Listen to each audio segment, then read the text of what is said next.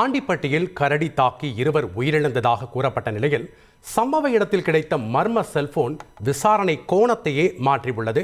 விவரம் என்ன? ஆண்டிப்பட்டி செய்தியாளர் பாண்டியன் விளக்குகிறார்.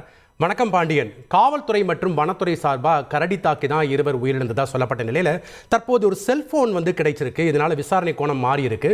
இந்த செல்போன் மூலமாக கிடைக்கப்பட்டிருக்கக்கூடிய தகவல்கள் என்ன? விவரங்களை பதிவு பண்ணுங்க.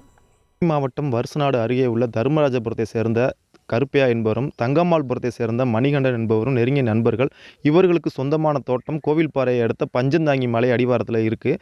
இவங்க தினமும் தோட்டத்திற்கு சென்று விட்டு மீண்டும் இரவு வீட்டுக்கு வருவதை வழக்கமாக வச்சுருந்தாங்க. இந்த நிலையில் நேற்று இருவரும் தோட்டத்திற்கு சென்றிருந்த போது இரவு வெகு நேரம் ஆகியும் வீட்டுக்கு வராத காரணத்தினால அந்த குடும்பத்தினவங்க பயந்து கடமலைக்குண்டு போலீஸ் நிலையத்தில் புகார் கொடுத்திருந்தனர். அந்த புகாரின் அடிப்படையில் இப்போ கடமலைக்குண்டு போலீஸார் சம்பந்தப்பட்ட தோட்டத்து பகுதியில் போய் இரவில் தேடுதல் வேட்டையில் ஈடுபட்ட போது அங்கே மணிகண்டன் தோட்டத்தில் மணிகண்டன் மர்மமான முறையில் பலத்த காயங்களுடன் பிணமாக கிடந்தார்.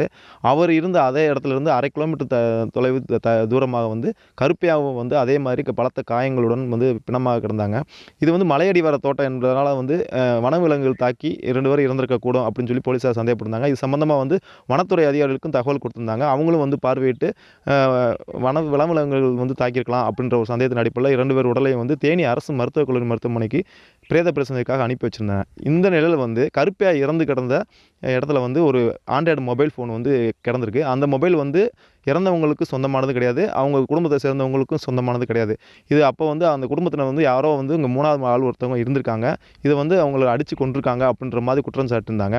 இதன் அடிப்படையில் கடமலைக்குண்டு போலீஸ் நிலையத்தில் உங்கள் சாவில் இருக்க மர்மத்தை விளக்கணும், அது வரைக்கும் நாங்கள் இறந்தவர்கள் உடனே வாங்க மாட்டோம் அப்படின்னு சொல்லி போலீஸாருக்கு புகார் கொடுத்துருக்காங்க. அந்த புகாரின் அடிப்படையில் போலீஸார் வழக்கு பதிவு செஞ்சு அந்த கீழே கிடந்த மொபைல் யாருடையது அப்படின்ற கோணத்தில் விசாரணை தொடங்கியிருக்காங்க. எது எப்படி இருந்தாலும் பிரேத பரிசோதனை முடிந்த பின்னர் அந்த இருவரும் இறப்பிற்கான உண்மையான காரணம் தெரிய வரும். அந்த அறிக்கை கிடைச்சா மட்டும்தான் நாங்கள் அடுத்த கட்டத்தை விசாரணையில் கொண்டு போக முடியும்னு சொல்லி போலீஸார் தரப்பில் தெரிவிச்சிருக்காங்க. இறந்தவங்க இருவரும் கரடியை தாக்கி இறந்தார்களா இல்லை யாரேனும் அடித்து கொன்றார்களா என்ற ஒரு சர்ச்சை இந்த பகுதியில் இருக்கிறதுனால இப்பகுதி மக்களிடையே பெரும் பரபரப்பை ஏற்படுத்தியுள்ளது. நன்றி பாண்டியன், உங்களுடைய விவரங்களுக்கு. செய்திகளை உடனுக்குடன் தெரிந்து கொள்ள உடனே சப்ஸ்கிரைப் பண்ணுங்க.